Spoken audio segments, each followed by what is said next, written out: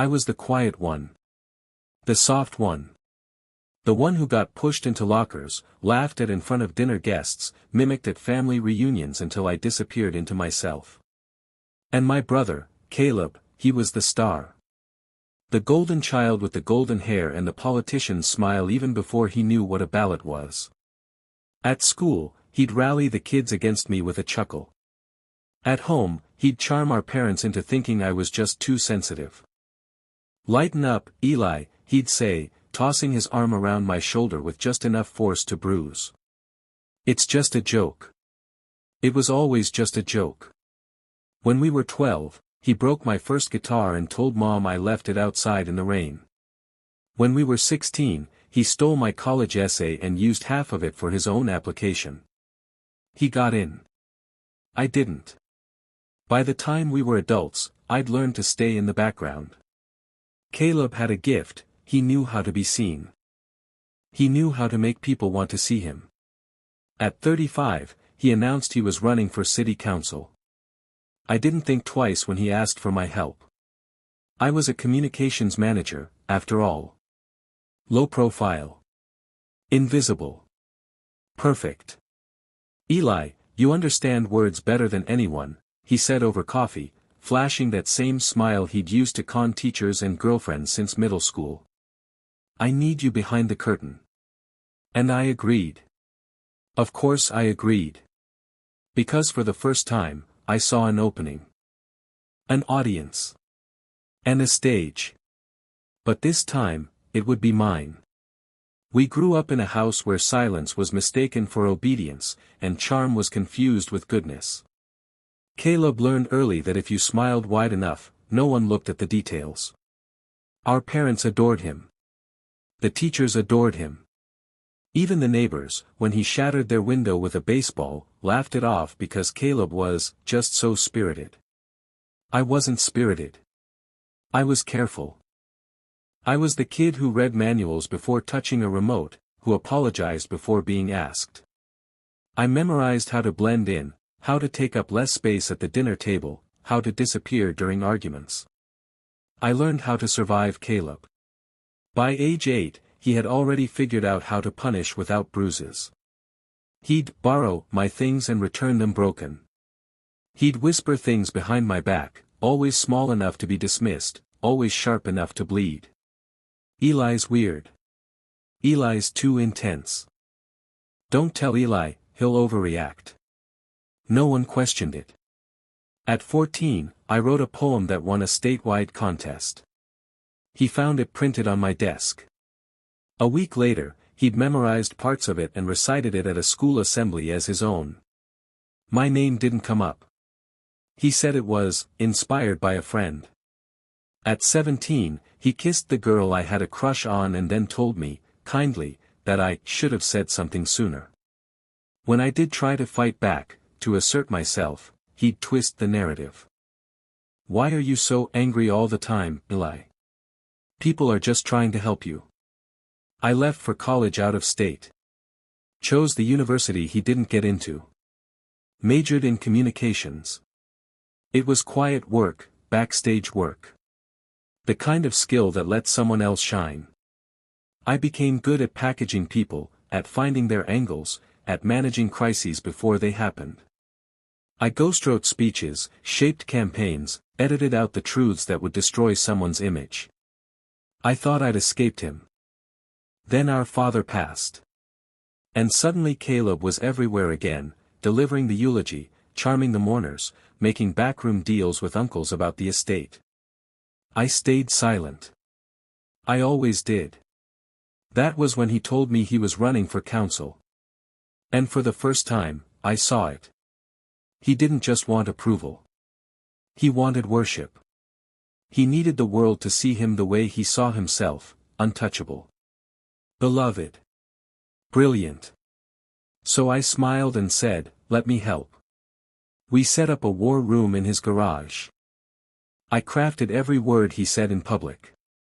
His website, his slogans, even the stories he shared at rallies, those were mine. I reshaped him into the kind of man he always pretended to be. And he loved every second of it. He never asked if I was okay. Never paid me. Never thanked me. Just handed me scraps of credit in meetings. Couldn't do this without my little brother, before steering the spotlight back to himself. But I didn't mind. Because while he was busy shining, I was collecting emails, texts, voicemails, notes from donors he misled, receipts from charity events where funds were misplaced, stories from interns who left early but never said why. I even had an old recording from our mother, just before she passed, where she finally, tearfully admitted, "We should have protected you from him more." For the first time in my life, I wasn't just the quiet brother. I was the one writing his script. And I was about to rewrite the ending. Caleb's campaign caught fire faster than I expected. He was telegenic, articulate, approachable. He knew how to shake hands just firmly enough, how to listen with tilted eyebrows, how to tilt his voice to mimic concern. But all of it, every word, came from my fingers. I'd built him from the ground up like a polished statue hiding cracks just beneath the surface. I dressed him in humility, coached him in empathy, fed him carefully planted stories from our childhood. I remember my little brother Eli always had his nose in a book, he'd say in interviews, chuckling. "Smartest guy I know. Keeps me grounded." People loved that. The humble family man with a brilliant brother behind the scenes. What they didn't see was what happened when the cameras turned off. "You used the word compassionate too many times in that draft," he told me once, throwing the cue cards on my desk. "Makes me sound soft. And stop referencing Mom. We already milked that." He started missing deadlines, brushing off appearances, blaming stress when he forgot the names of donors or insulted interns under his breath. But he always blamed me when things went wrong. "You're making me look bad. You said the press would go easy on that story. You think you're smarter than me, huh? That last one. That one landed." Because the truth was, I was. One night, while reworking his response to a local zoning scandal, I asked, "Why did you tell the reporter I came up with that land use proposal?" "You know I didn't." He didn't even look up from his whiskey glass. "Because it's unpopular now. If it flops, it's your name. Not mine." My throat went dry. "You're throwing me under the bus." He raised his eyes, slow and deliberate, like a king mildly annoyed by a servant. "Eli. You exist to make me look good. If you want credit, go run your own campaign." And then he smirked. That same smirk from high school when he took my essay. The same one from college when he kissed my crush. The same one from our father's funeral when he called me his rock in front of people he'd already lied to. I sat there, the proposal still glowing on my laptop, and realized the truth. He didn't think I was his brother. He thought I was his shield. His ghost. A tool. But I wasn't just holding the hammer anymore. I was the hammer. I started making small changes, nothing dramatic. One word swapped here. One suggestion whispered there. I began coaching him into his own collapse, slowly steering him into interviews he wasn't prepared for, letting him speak without cue cards. I encouraged off-script moments. "Be authentic," I said, smiling. He liked that word, authentic. He thought it meant relaxed. Relatable. He didn't realize it also meant unscripted. And Caleb? Unscripted Caleb was arrogant, dismissive, careless. He alienated a major donor at a brunch by making a tone-deaf joke about blue-collar sob stories. It made the rounds on social media within hours. I watched from across the room as the color drained from his face. He blamed the staff. Later that night, he exploded at me. "You should have warned me." "I did," I lied. "Maybe you forgot. You've been under a lot of pressure." I watched the paranoia bloom in his eyes. Every time he stumbled publicly, he looked to me, and I looked back calmly. Each misstep, I collected quietly. His dismissiveness. His rage. His manipulation. And the final straw. A week before the live televised debate, he told a reporter that I'd been struggling with burnout, and that I might step away from the campaign for mental health reasons. He said it so casually. So caring. I watched the clip 4 times. He was cutting me loose in public, using my own silence as proof. That night, I opened the secure folder I'd been keeping for 8 months. Labeled simply, "See," it held everything: transcripts, bank statements, audio files, annotated timelines. I knew now, this wouldn't just be a scandal. It would be a fall. And for the first time in my life, he wouldn't be able to twist the story. I didn't sleep the night I watched him announce my mental health break.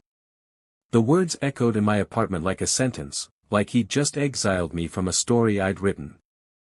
I sat on the edge of my bed until dawn, staring at nothing, my laptop still open to the campaign site I had built from scratch.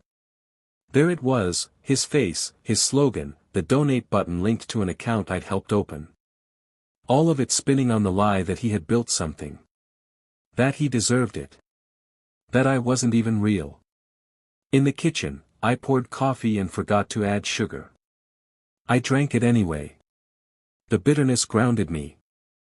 I opened old drafts of his speeches, watching how my voice had slowly become his, how every line I'd crafted, every metaphor, every calculated pause now belonged to him. My fingerprints were on every inch of his public persona. And yet I was being rewritten out of the story, turned into the overworked little brother, whose name he could drop for sympathy. My phone lit up. Text from Caleb. "Hey, man. Take a few days, okay? We got this." A thumbs up emoji followed. I stared at it for a long time. No apology. No acknowledgement. Just a brush-off disguised as kindness. I shut the phone off and opened the file folder labeled "See" again. Each document felt heavier now, not like ammunition, but like an archive of every moment I hadn't stood up for myself. I thought about deleting it. Burning it all. Forgetting the campaign, the brotherhood, the whole history. But I didn't. Instead, I walked to my bookshelf and pulled down the photo album Mom made us just before she passed.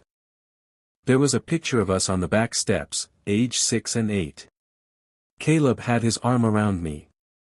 I was smiling. So was he. And it hit me, there had been a time, long ago, when we were brothers, not competitors, not roles in a story. Just 2 kids trying to figure out the world. But Caleb never left that photo.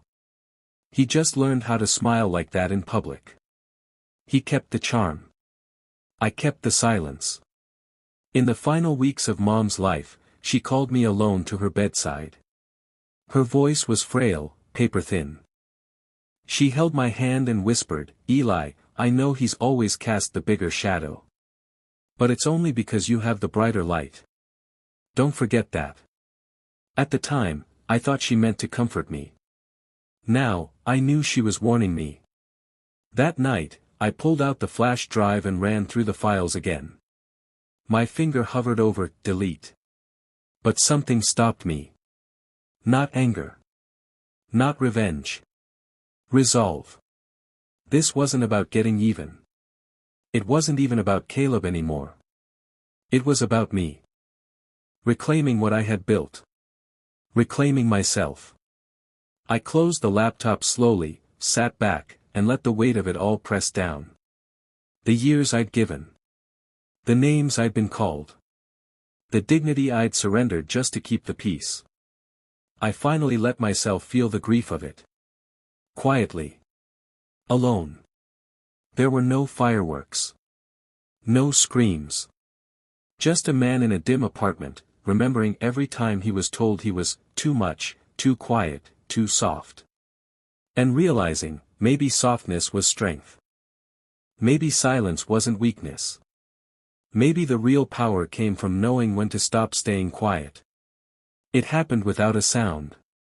No screaming. No confrontation. Just one moment melting quietly into the next, until stillness stopped being safety and became permission. I was at my desk, not even looking at the campaign materials anymore. The screen had gone dark, but I didn't move. My coffee had gone cold an hour ago. My phone lay face down. I wasn't angry. Not the way people expect revenge to begin. No fire, no broken glass. Just a kind of final quiet, like the silence after snow when the whole world forgets to breathe. I stood up and walked to the mirror. Same face. Same shoulders. But different. There's a moment, when you've been bent for so long, that standing straight feels unnatural, like wearing someone else's spine.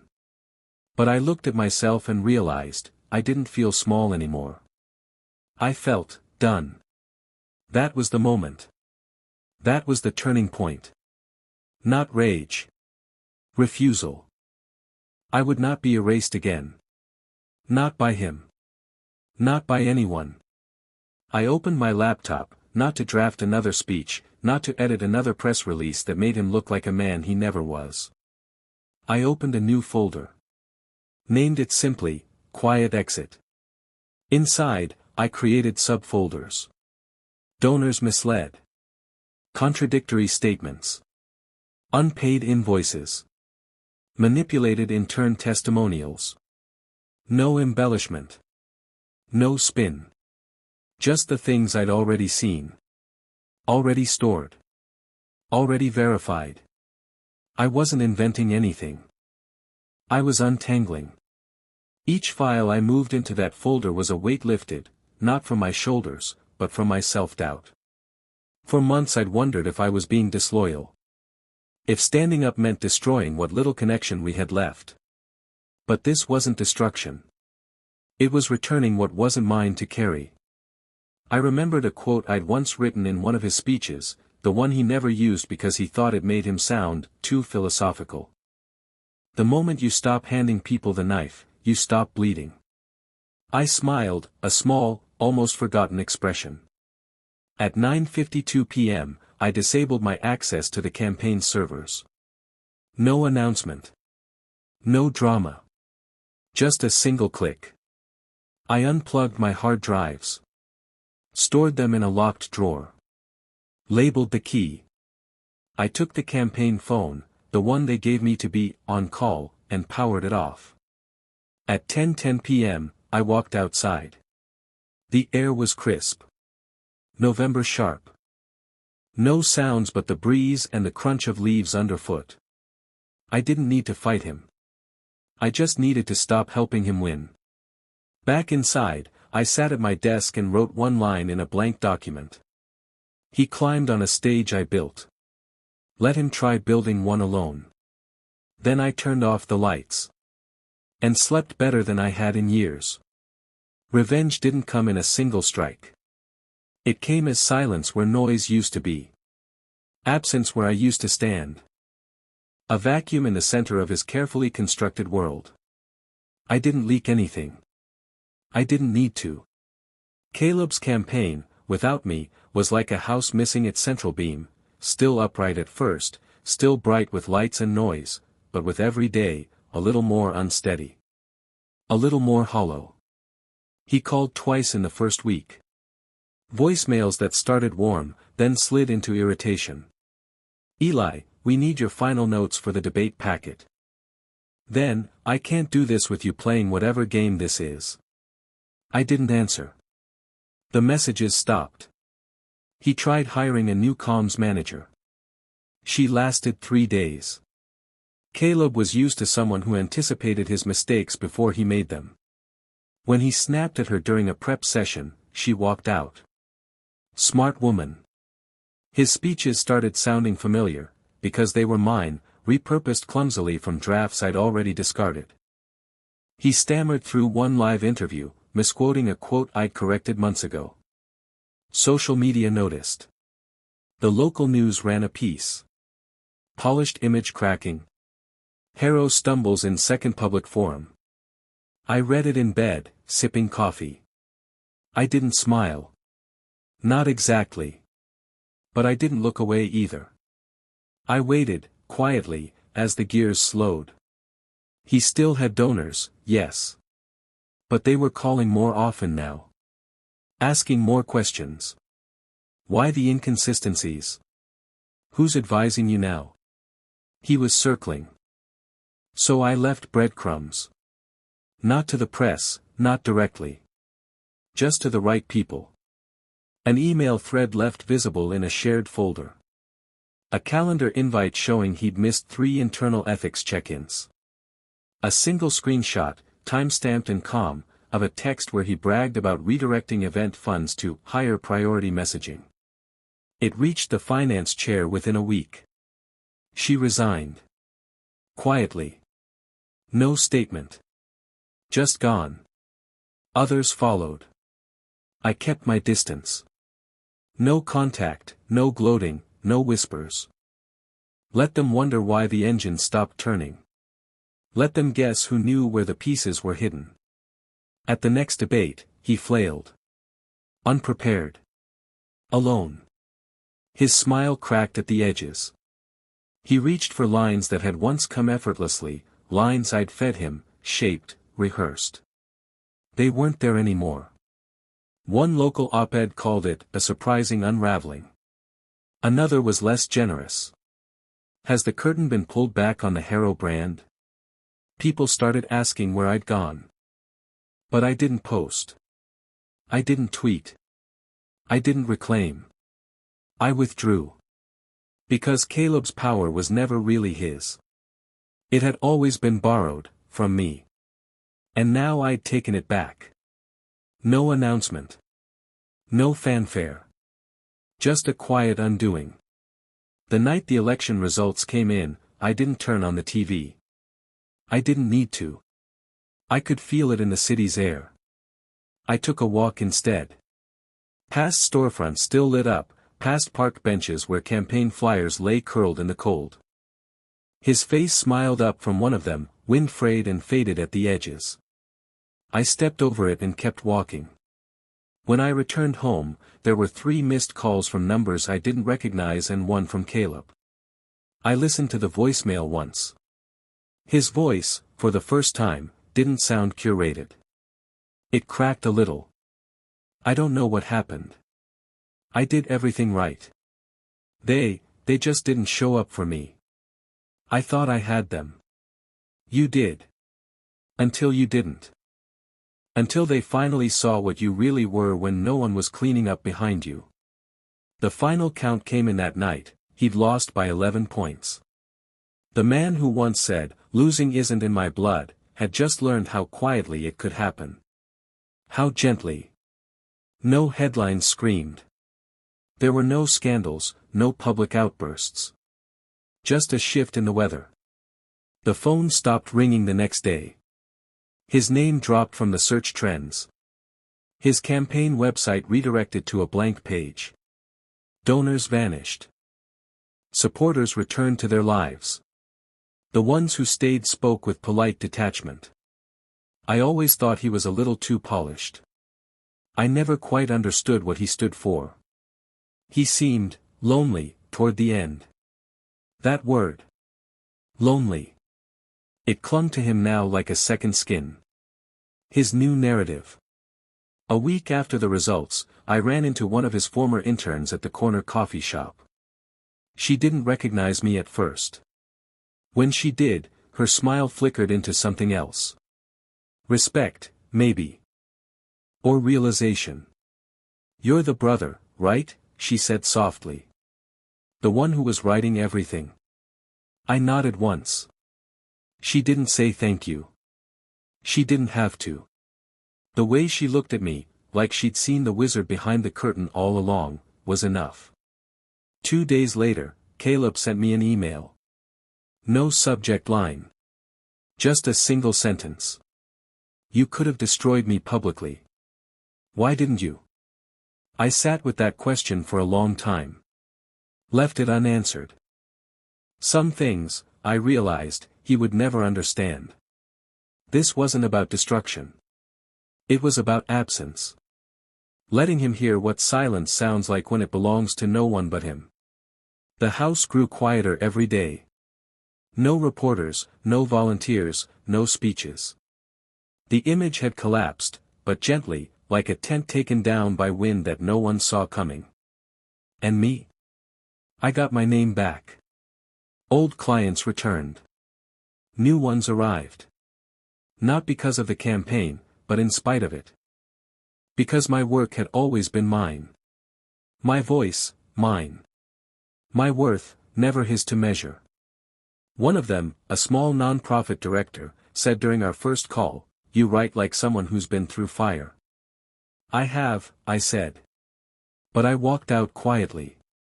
It was late afternoon when the knock came. Not the urgent kind, not demanding. Just 3 soft raps on the door. Hesitant. Like someone unsure whether they were welcome. I already knew who it was. I opened the door and found him there, Caleb. Suit jacket wrinkled, tie gone, the shine from his shoes dulled by wear and maybe something deeper. He looked smaller, like the room had grown around him. He gave a half-smile that didn't reach his eyes. "Hey." I stepped aside without a word. "Let him in." He walked slowly, eyes grazing the space, taking in the shelves, the quiet order of the place. "My place. This where you've been hiding?" he asked, like we were old friends picking up a paused conversation. I didn't answer. He sat on the edge of my couch. Hands clasped, elbows on knees. The same pose he'd used before giving a speech, only this time, no cameras. Just 2 brothers and everything that had never been said. "I didn't expect to lose," he said finally. Silence. I thought I had it all figured out.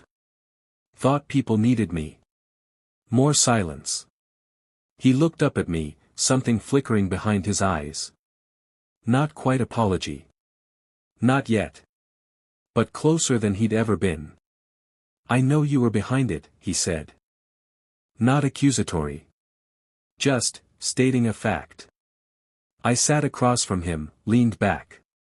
"You didn't make me lose," he said quickly, like he wanted to beat me to the punch. "You just, stopped holding me up." That landed. He nodded slowly, his voice dropping. "Do you hate me?" I could have said yes.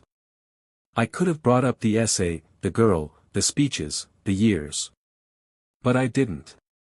"No," I said.